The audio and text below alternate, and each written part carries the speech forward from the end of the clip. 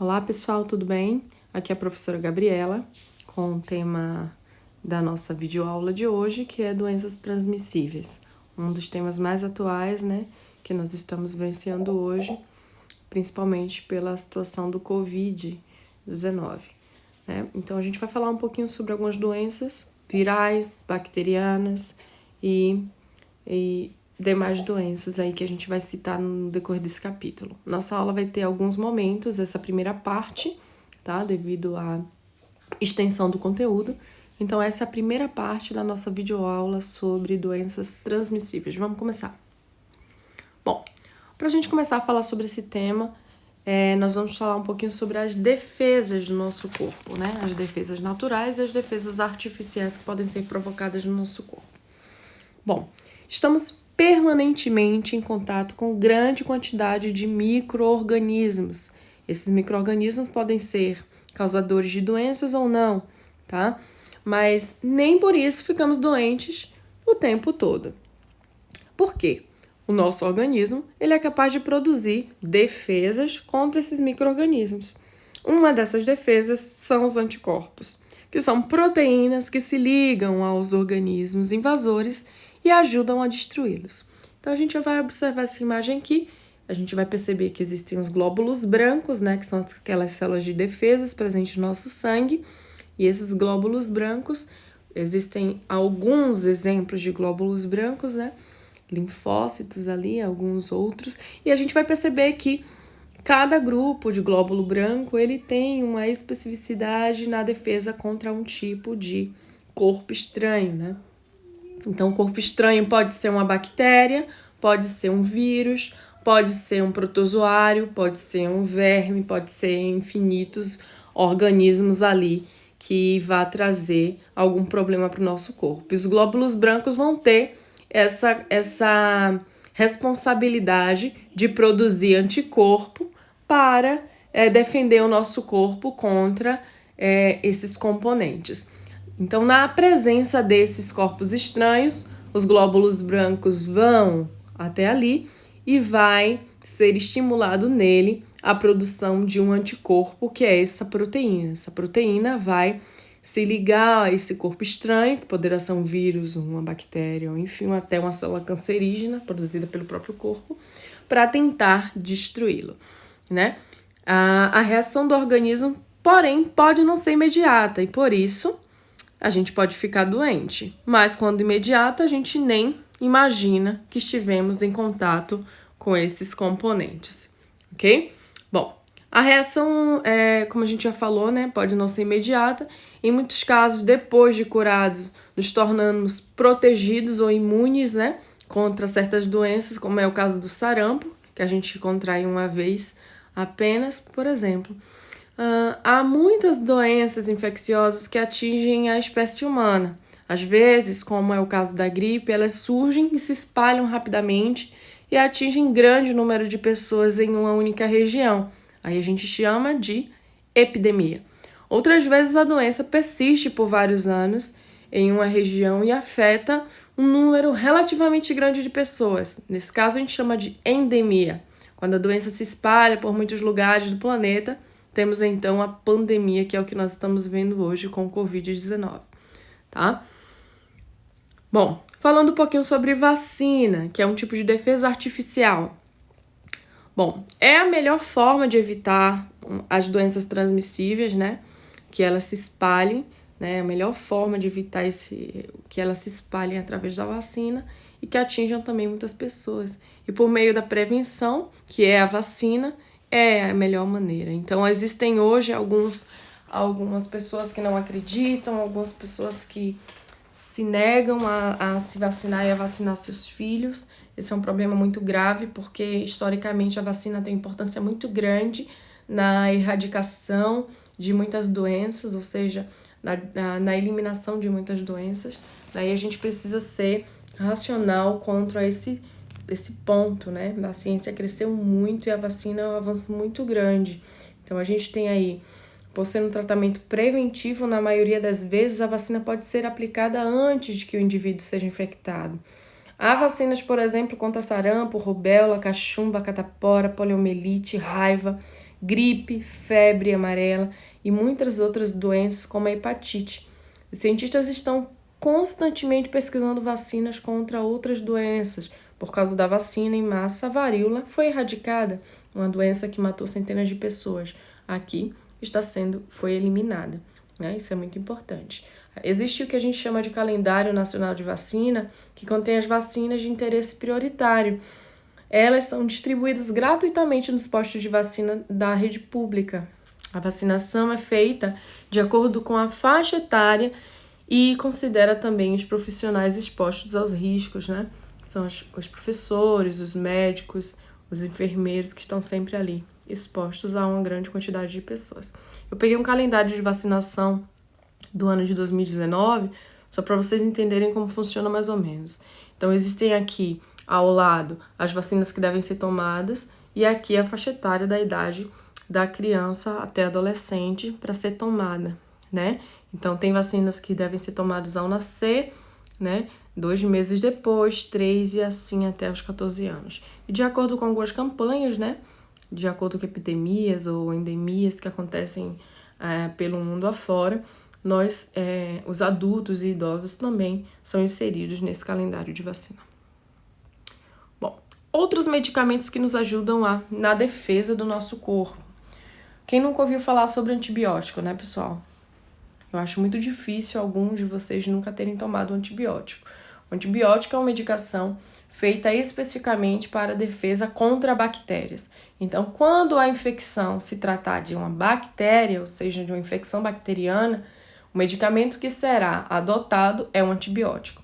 Isso quer dizer que o antibiótico não será usado para tratar um vírus ou qualquer outra doença, porque o antibiótico ele é feito especificamente para tratar uma infecção bacteriana. Para infecções virais, como herpes, gripe e AIDS, a gente tem os antivirais, né, que são medicamentos específicos. E também temos aí exemplo de soros. Esses soros são feitos na iminência do risco de uma contaminação, principalmente contra animais peçonhentos, né? O soro ele é indicado para pessoas que já tenham contraído o vírus ou um veneno, enfim, pois assim o organismo consegue combater mais rapidamente aquele componente. Existem também soros produzidos para neutralizar certas substâncias tóxicas, como por exemplo ali, quando a pessoa é picada por uma serpente peçonhenta, que é uma serpente venenosa, né? Ele é dado soro antiofídico, né? E obviamente, galera, antes de tomar qualquer medicamento desses, a gente tem que ter o acompanhamento de um profissional, porque ele vai saber se vai ser recomendado um antiviral, um antibiótico ou um soro, ok? Bom, a gente vai falar um pouquinho sobre as doenças causadas por vírus. Os vírus são parasitas intracelulares obrigatórios, o que quer dizer? Os vírus são os únicos seres considerados vivos que não possuem célula. Por não possuírem célula, eles não têm metabolismo, e por não terem metabolismo, eles não possuem vida própria. Então, para eles conquistarem o direito de vida, né, conquistarem a vida deles, eles precisam entrar em uma célula, seja uma célula bacteriana, uma célula de um protozoário, de uma alga, de uma planta ou de um animal. Então, o objetivo da vida, digamos assim, de um vírus é entrar numa célula e parasitar aquela célula, roubar o metabolismo daquela célula para que ele conquiste a vida dele, se reproduza e continue aí o seu ciclo de vida. Então, ele precisa sempre de uma célula. Tá aí a importância do estudo dos vírus, né, galera? E a importância do estudo de como se espalham doenças virais com tanta facilidade, por causa dessa necessidade de parasitar uma célula que os vírus têm.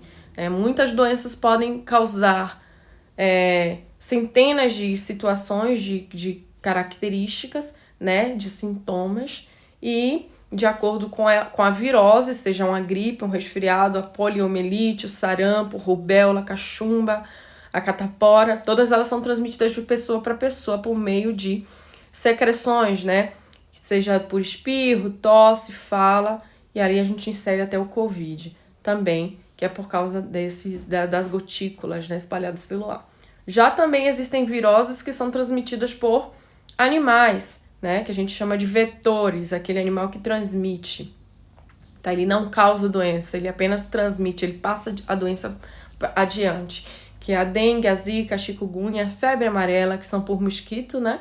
Alguns mosquitos aí que a gente conhece, o Aedes aegypti é um exemplo dele. E a raiva, que é transmitida pela mordida de animais ali, mamíferos, como é o caso do cachorro, e também é o caso do morcego. Vamos começar com a gripe ou resfriado. Eu coloquei ali a imagem do Covid, né, do coronavírus, para vocês perceberem que eles são muito parecidos, inclusive nos sintomas que eles podem causar também. Então, a gente vai ter um foco aqui na gripe e no resfriado, mas volta e meia a gente vai conversar também um pouquinho sobre o Covid-19, tá, pessoal? Então, a gente tem aqui, ó, o vírus do resfriado, o vírus da gripe. Percebam que eles têm certas semelhanças por serem circulares, né, redondinhos, mas as características da superfície são um pouco diferentes. A gente vai perceber que alguns sintomas são muito parecidos e outros também são muito diferentes, né? Então, alguns dos sintomas são semelhantes, como coriza, nariz entupido, tosse, espirro, é comuns a todos esses 3 vírus aí que a gente comentou, mas a febre, nesse caso, ele apresenta-se na gripe e também no Covid, né?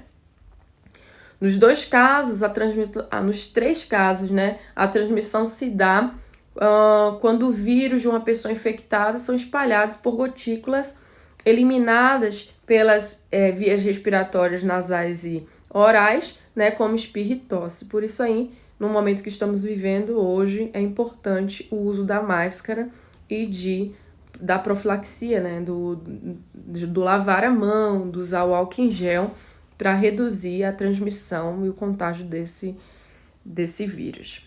Bom, focando aqui um pouquinho no conteúdo do livro de vocês, a gente tem o resfriado e a gripe, colocando aqui nesse quadro um pouquinho das diferenças, né? A febre, as dores no corpo e a dor de cabeça a gente vai encontrar na gripe e não no resfriado, tá? A gripe também ela é chamada de influenza, né?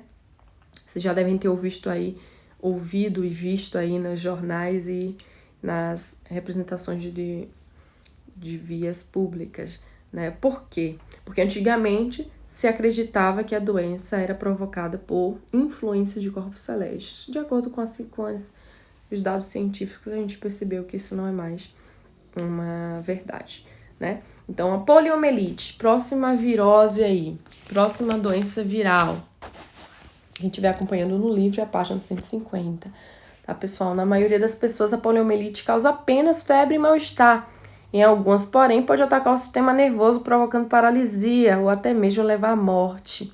A poliomielite vem do grego polios, que é cinzento, mielos, medula, inflamação, uma vez que o vírus ataca a célula da parte cinzenta da medula, tá? Por isso traz aí problemas gravíssimos no desenvolvimento da criança. Tá?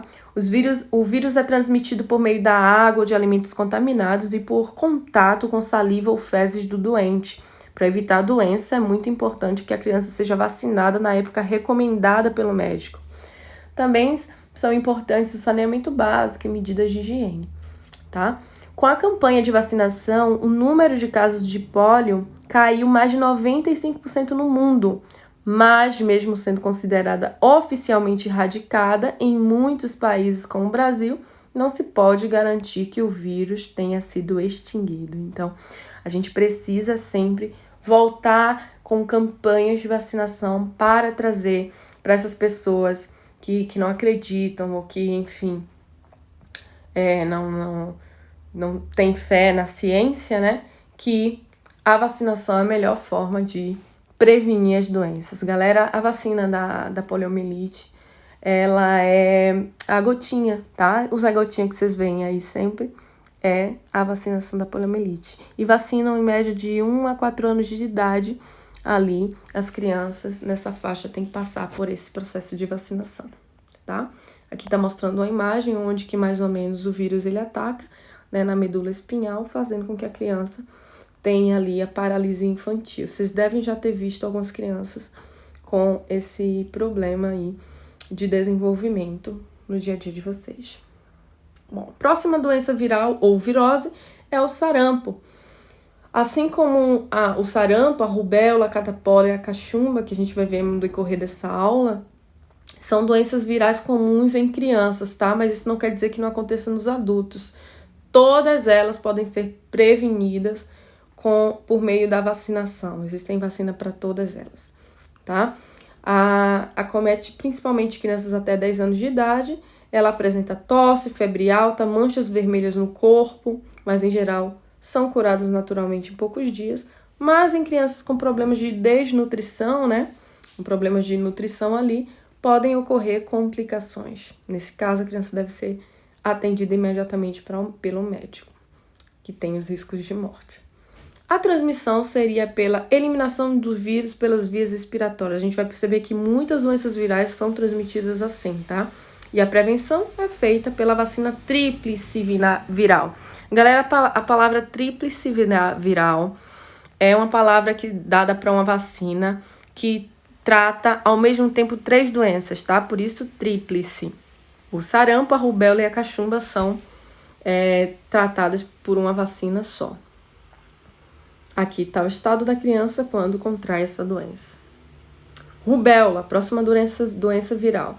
Também é típica de criança, seus sintomas são muito semelhantes ao da gripe, além de aparecerem manchas rosas na pele menores do que no sarampo, tá? A doença geralmente passa naturalmente, mas em mulheres grávidas o vírus pode passar através da placenta e provocar problemas no feto, como surdez.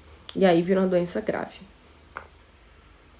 Aqui está as manchinhas, percebam que ela é um pouquinho diferente, né? Ela é um pouquinho mais pequenininha. Catapora. É uma doença comum em crianças também, né? Os seus sintomas também têm febre, enjoo, vômitos e pequenas bolinhas no corpo. Essas bolinhas podem surgir feridas, né? E coçam bastante. Então, num dos métodos de tratamento é evitar o coçar, que é bem difícil, porque a ulceração é bem grande, tá? Geralmente, pode ser necessário a presença do médico ali para trazer alguma pomadinha, algum tratamento eficaz para crianças. Bolhas não devem ser coçadas, pois pode contaminar com bactérias do meio externo, né? E em alguns casos o vírus pode permanecer durante anos sem efeito nenhum no corpo da pessoa, mas provocar sintomas no adulto, como bolhas na pele e febre alta. Geralmente, quando é adulto, a doença se torna um pouco mais grave do que quando criança. Aqui estão as bolinhas, as feridinhas, que coçam bastante. Cachumba, outra doença viral, tá? É uma inflamação na parótida, né, que são as glândulas salivares, né, situadas à frente da orelha, tá? Daí o nome, parotidite, para essa doença, né? A cura é espontânea, mas o doente deve ficar em repouso. Em adultos pode haver complicações em outros órgãos, como nos testículos e ovários. E nesse caso pode causar esterilidade, né? Que é o caso da pessoa não conseguir ter filhos. A vacinação também é a melhor medida para prevenir a cachumba. Vejam como é que fica, mais ou menos, né? A forma a glândulazinha fica bem inchada. E a dengue, galera? A gente vai essa vai ser a última doença que a gente vai trabalhar hoje. Existem mais algumas doenças virais, mas para não ficar muito pesado, a gente vai parar por aqui, tá? A dengue é uma virose causada por um vírus transmitido principalmente pela picada do mosquito Aedes aegypti. O mosquito não causa doença, ele apenas transmite, por isso é chamado de vetor. Os sintomas mais comuns é febre alta, mal-estar, muito cansaço, dores de cabeça nos olhos, nos músculos e nas articulações, além de vômitos, diarreia e vermelhidão no corpo. Pessoas com suspeita de dengue devem procurar atendimento médico imediato, porque os vômitos e a diarreia podem provocar desidratação, e a desidratação pode levar à morte, ok?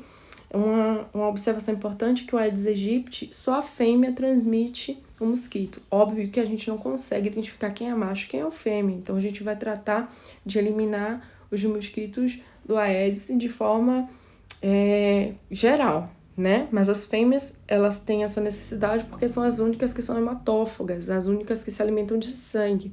Então, elas são as únicas que picam a pessoa para conquistar o sangue, para hematurar os ovos dos seus filhotes. Então, aqui está a imagem de um mosquito Aedes aegypti. Além do repouso e da reposição de sais líquidos, o médico pode indicar remédios para baixar a febre. E aqui está a forma de como a gente pode evitar, né, que esses mosquitos se proliferem. A gente está entrando no inverno aí, que é momento de muita chuva. Então a gente precisa ter cuidados, né, pessoal? Principalmente pelo Covid também, uma pessoa que está com imunidade baixa, que tiver com dengue, ela pode ter uma maior propensão para ser,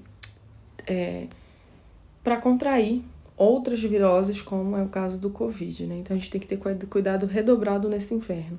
Então qualquer água parada, ó, é lugar para os mosquitos colocarem seus ovos e se disseminarem no ambiente. Algumas formas de evitar, né? Tampar as caixas de água, tudo que a gente já conhece, só é botar em prática mesmo. E a gente fica por aqui. Essa aula foi um pouquinho mais extensa, mas eu espero que vocês tenham entendido tudo. Grande beijo, fiquem com Deus e até a próxima aula.